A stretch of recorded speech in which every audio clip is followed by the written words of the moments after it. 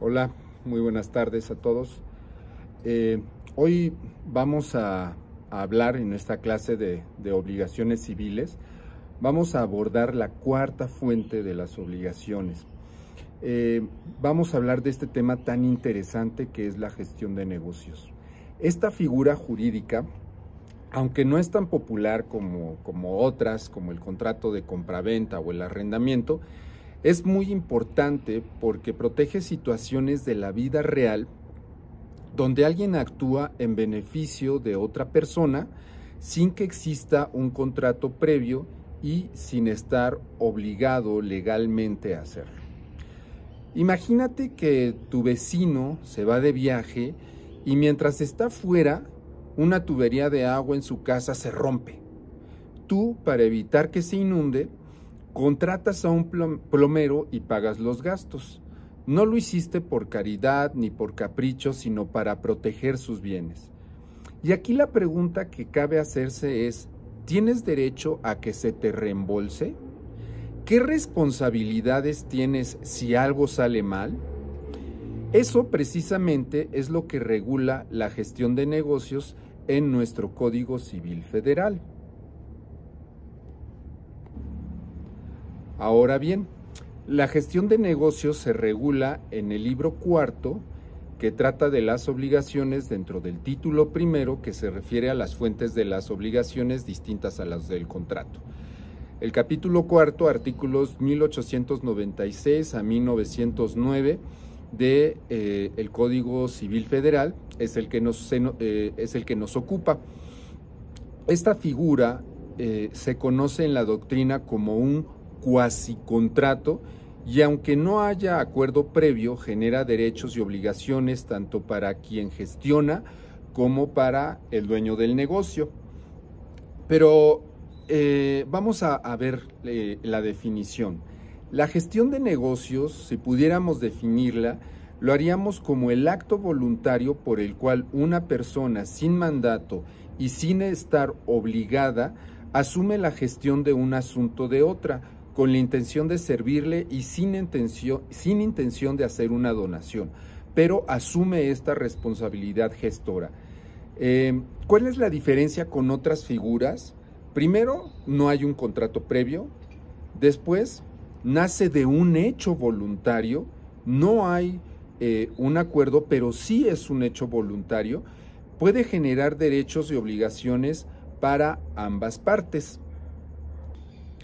Y bueno, aquí ya tocamos varios elementos de la gestión de negocios y vamos a tratar de explicarlos poco a poco y con algunos ejemplos en el Inter. El primero de los elementos de la gestión de negocios es la voluntariedad. Es importante recalcar que el gestor actúa por decisión propia, sin que el dueño del negocio se lo haya solicitado previamente, sin que el dueño del negocio se lo pida. Ejemplo, pues se me ocurre el regar el jardín del vecino que está de viaje para que no se mueran las plantas.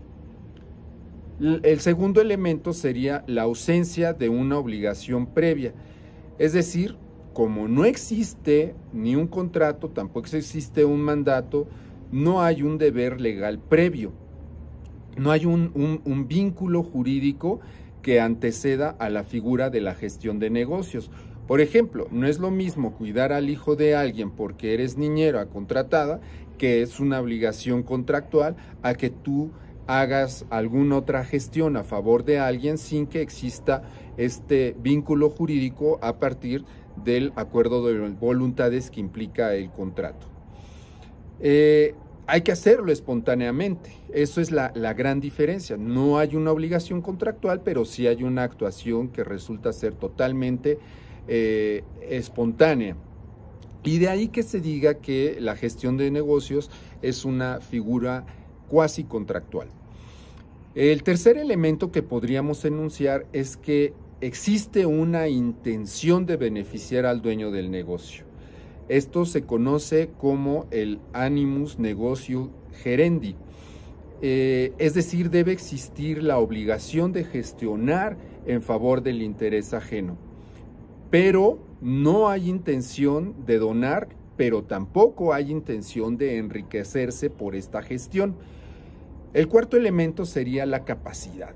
El gestor debe tener, desde luego, capacidad de ejercicio suficiente para obligarse, y no podemos olvidar lo que es la capacidad de ejercicio, que es esta posibilidad que se tiene de ejercer por sí mismo los derechos y obligaciones.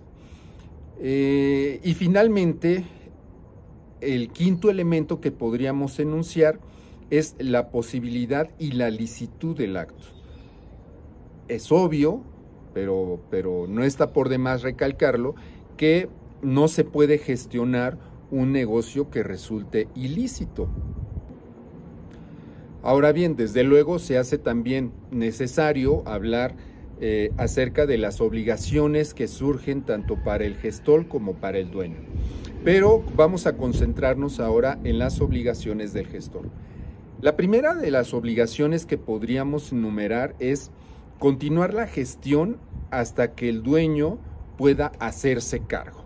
O sea, no podemos dejar esta gestión a medias, sino si se inicia se tiene que concluir completamente. Además, la siguiente obligación para el gestor es actuar con la diligencia de un buen padre de familia. Otra de las obligaciones es la rendición de cuentas. Debe rendir cuentas y entregar al dueño lo obtenido. Una obligación más es responder por los daños y perjuicios si se actúa con negligencia o fuera del interés del dueño. Esas en cuanto a las obligaciones del gestor. Pero hablemos ahora de las obligaciones del dueño, que la primera de las obligaciones que podríamos enunciar es cumplir las obligaciones que el gestor haya contraído en el manejo del negocio. Otra de las obligaciones para el dueño es reembolsarle los gastos necesarios y útiles con intereses desde que se hicieron. Y finalmente, la obligación de indemnizar al gestor por los daños sufridos en la gestión. Pero, ¿cuáles serían o cuáles podríamos mencionar que son los efectos jurídicos según el resultado de la gestión? Bueno, si estamos ante la presencia de una gestión útil, genera derecho a reembolso y reconocimiento de actos. Pero si se tratare de una gestión inútil o perjudicial, entonces el gestor responde por daños si actuó sin diligencia, si actuó negligentemente. Y también se genera como efecto jurídico la ratificación por el dueño. Es decir, convierte la gestión en un mandato expreso, pero de manera retroactiva.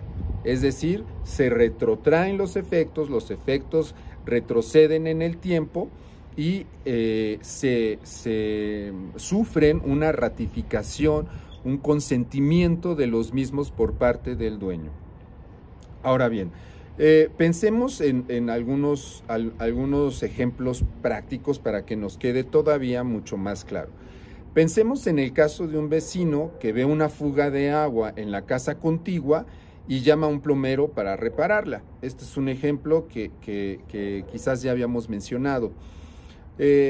Otro, el amigo que sin avisar intenta vender el coche de otro para, entre comillas, ayudarlo, pero sin su consentimiento.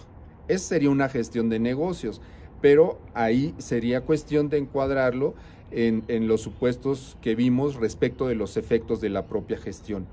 Pensemos también en el comerciante que gestiona un pedido atrasado de otro comerciante para que no pierda al cliente. Esta también sería una gestión de negocios conforme a lo que hemos platicado hasta el momento. Ahora, quizás con alta probabilidad ustedes estén pensando: oye, Héctor, pero esto me suena muy parecido a otras figuras jurídicas que hemos estudiado precisamente en este curso o en otros cursos de Derecho Civil.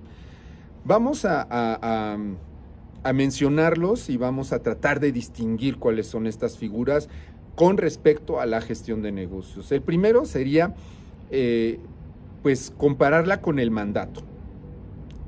¿Cuál sería la distinción obvia es que en el mandato hay acuerdo previo, hay un acuerdo de voluntades, y en la gestión debemos tener esto siempre presente. No existe este acuerdo previo, no existe un consentimiento previo a la gestión.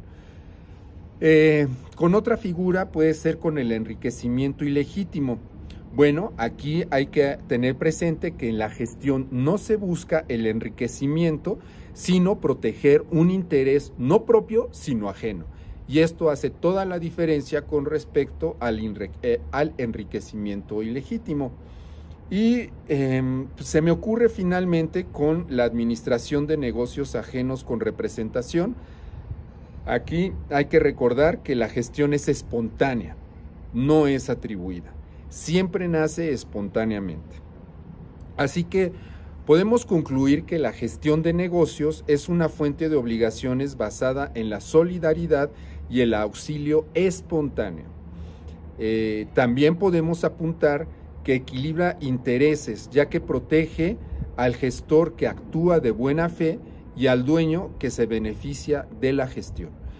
Esto es lo que podríamos apuntar respecto de esta cuarta fuente de las obligaciones civiles, y pues bueno, estaremos también platicando y abordando las siguientes fuentes de las obligaciones. Por el momento vamos a concluir aquí este tema. Cualquier cosa lo pueden estudiar en el Código Civil o pueden contactarme ya sea por esta vía, y pues mis alumnos tienen mis datos personales para hacerlo.